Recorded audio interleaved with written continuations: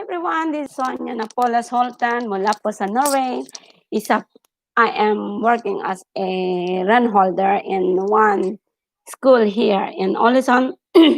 Today I'm gonna give you a tips how can we use a cloth. Ang panglinis po, paano ba gagamitin ang panlinis? Paano pa natin gagawin or how we fold the clothes? I'm gonna give you a tips today, so come and join me. I will show you how is the right thing to do with our clothes, and some tips also how we clean our house or our work place in in the better way. I cannot say that hindi ko po pwedeng sabihin na mas malinis, pero sasabihin ko in a better way, sa tamang pamamaraan po. Kung kayo ay naglilinis sa isang bahay o sa inyong trabaho at gumagamit kayo ng pamunas, eto po pamunas ginagamit ko po ito sa kusina namin. Malinis po 'to, bagong laba. Then ipapakita ko sa inyo po paano gagamitin ito.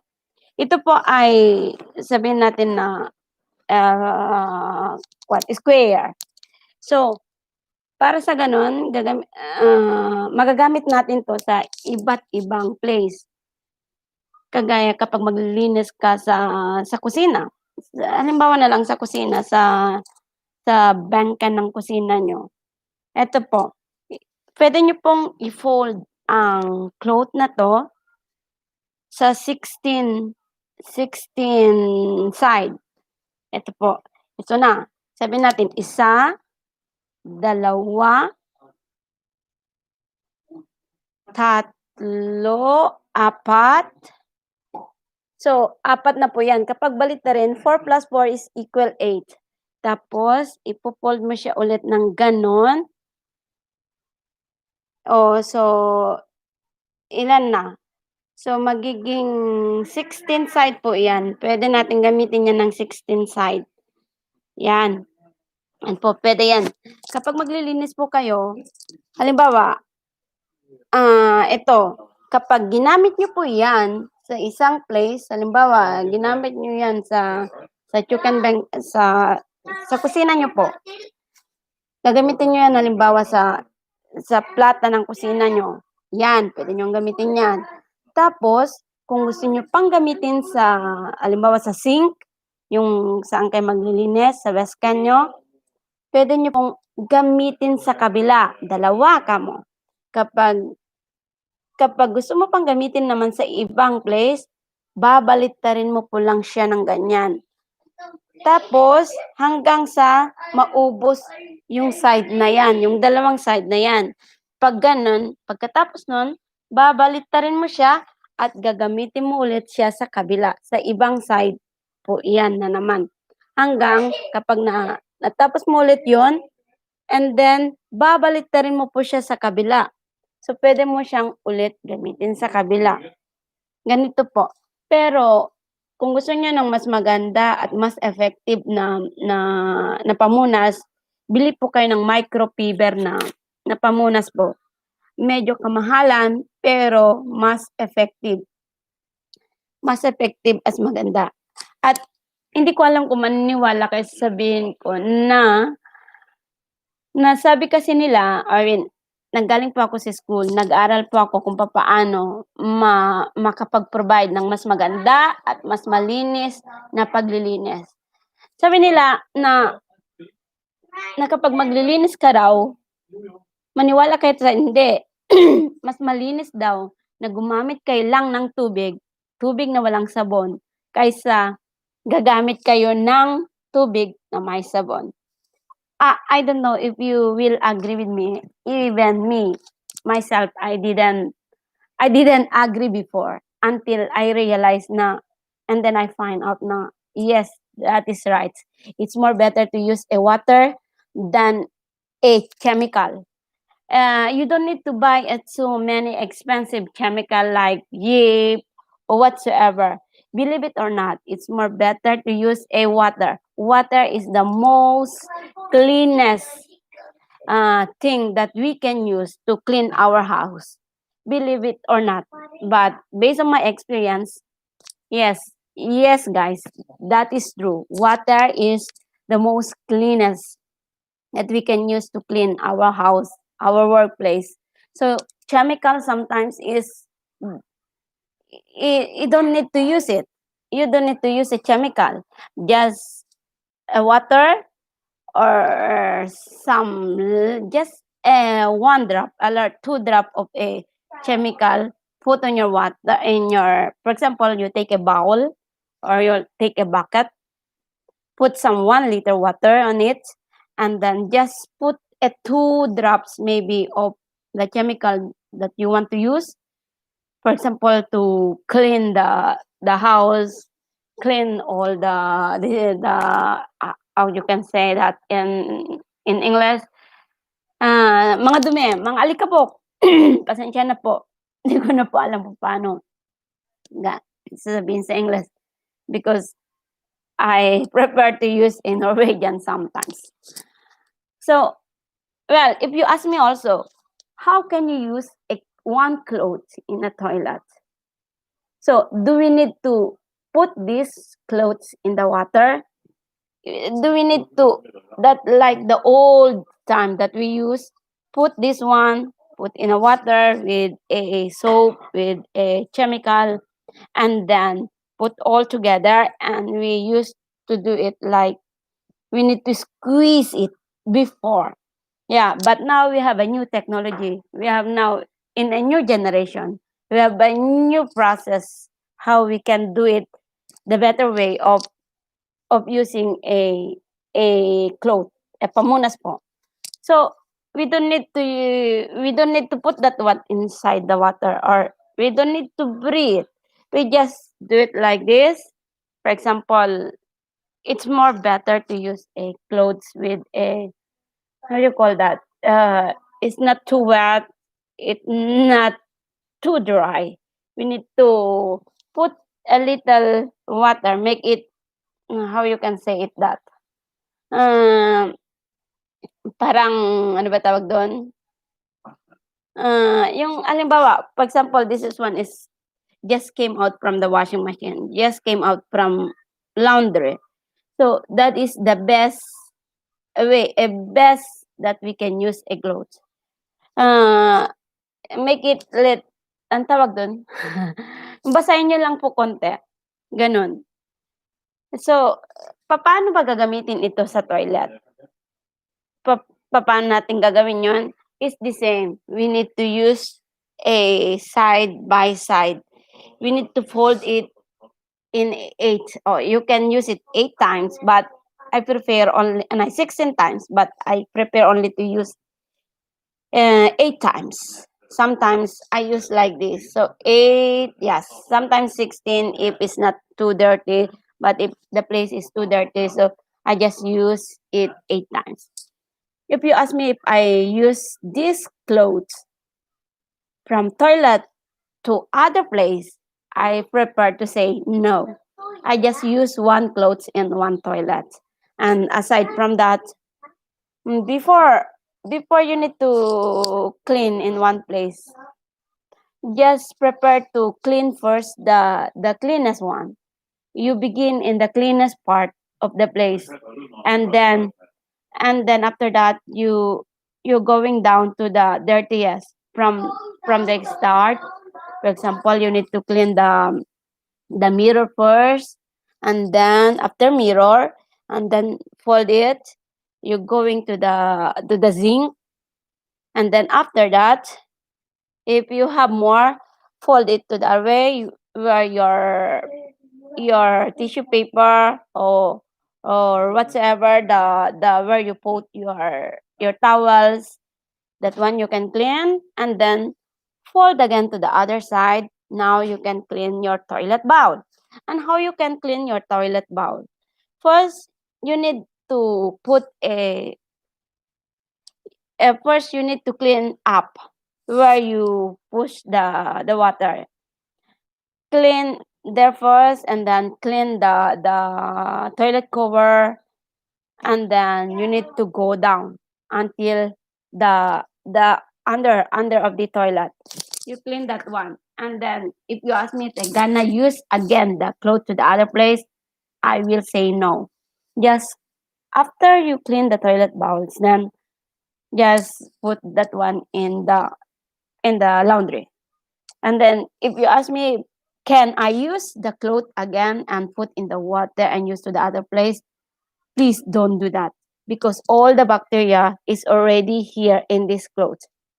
And you know why I prepared to use a microfiber clothes? Because they said, what I learned is they said when you clean in one place, all the bacteria is in this place itself. So and then when you use that one to the other sides, the bacteria is only there.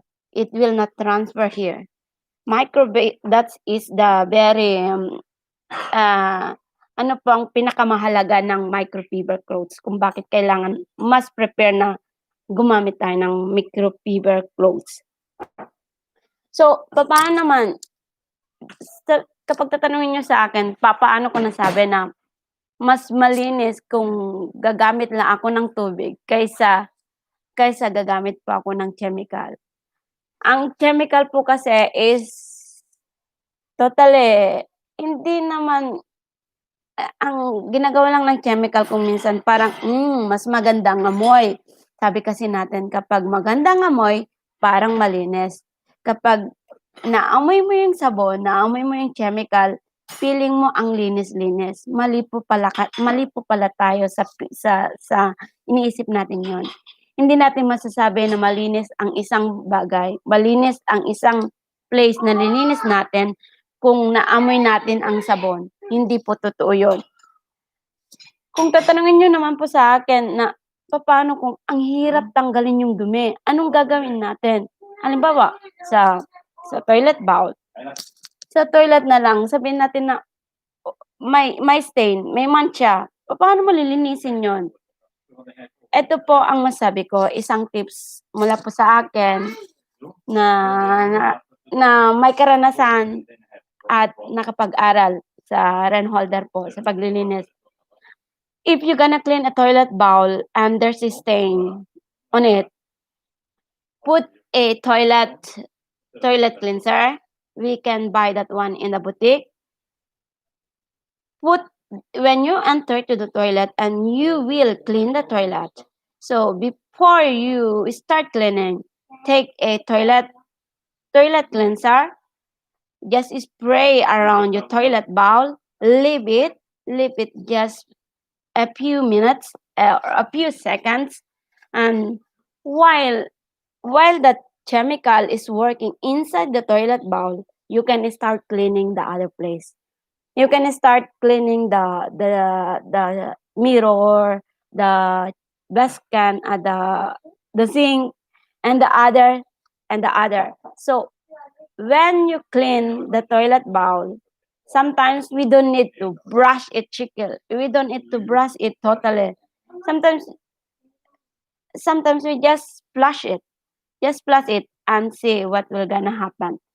And maybe the stain is already gone because the chemical is already worked. The chemical is already worked to that stain. So if the question is, so how could I say that water is more better than a chemical? Paano ko po masasabi na mas malinis na gumamit lang ng sabon kaysa gumamit lang ng tubig kaysa gumamit ng sabon? Kapag halimbawa po magpupunas kayo sa table o kung saan-saan, I prepare po na gumamit lang po kayo ng tubig. And then, tatanungin niyo sa'kin, papaano ko masasabi na mas malinis ang tubig? Kasi po, minsan na sabi nga nila the best way to clean is just put the water. Kasi po yung water wala pong chemical, wala po.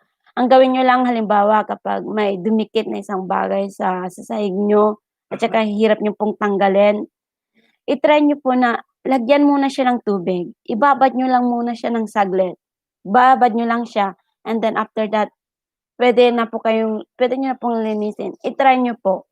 Matatanggal po 'yun once na naibabad niyo kasi sa tubig parang naglo-loose yung dumikit na bagay na 'yun sa sahig and then madali na po siyang linisin.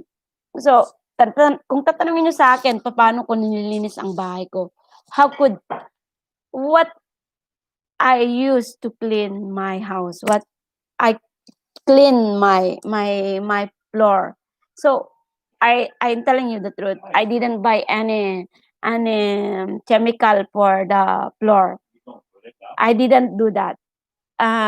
You know what, Esalo, we have here in Norway, we have Esalo, we have, yung kwan po, yung panghugas ng mga plato, believe it or not, I just use that one. Why? Why should I use Esalo? Esalo is a neutral product. You can use anywhere, you can use everywhere. You can use any part or any kinds of what is that? Overplata. We call it in Norway overplata. Lahat ng klase ng mga dingding, table, sahig, lahat ng klase, fleece, yung kahoy o linoleum, vinyl, puwede niyo pong gamitin po ang salo kasi ang salo is a neutral product. Neutral product lang po ang salo kaya puwede niyo pong gamitin sa lahat ng bagay. Kaya hindi pa ako bumibili ng Yif o whatsoever na panlinis sa sahig ko. Salo po is enough. In a bucket, sa isang timba po, I put a water in a one bucket, half of that. And then I just put 2 drops or 3 drops of salo on it. And then I can use that one to my whole house. Is that possible? Yes, that is very possible po. Puwedeng-puwede pong gamitin yun salo na panlinis sa buong bahay niyo. Hindi niyo po masisira ang sahig niyo. Kahit ano pa yan, kahit sabihin niyo pa yung sahig niyo is ano ba yun, yung kahoy, puwedeng gamitin ng salo. Hindi niyo kailangan, you don't need to buy a very expensive chemical. You don't need to buy a very, very popular chemical. Use a salo that what you have in your house, that's enough to clean your floor. And then if you're gonna ask me it depends from work to house, isn't it? In the work, you have maybe a lot of mops. Marami po kayong pamunas sa trabaho, pero sa bahay is sabihin niyo iisa lang. So, papaano niyo lilininis? Tatanungin niyo sa'kin, "Okay, Sonia, mayroon akong isang mop, maglilinis ako ng bahay ko. So, anong gagawin ko?" Gagawin ko ba yung sabi mo na lagyan mo lang siya ng fukti yung mop, lagyan mo lang siya ng konting tubig? And then, to be honest po sa akin is gumagamit lang po ako ng isang mop sa bahay ko. And then, anong ginagawa ko po, dinidip ko po yung yung mop sa timba ko po. Kasi, iisa lang po ang mop ko dito sa bahay, sa lahat ng parte.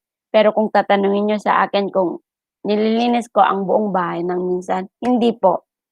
Una kasi ang bahay namin is 2 palapag. Una nililinis ko muna ang taas, tapos kinabukasan nililinis ko po ang baba. So, saan ako mag-i-start? Anong gagawin ko? Papaano ako mag-i-start sa paglilinis?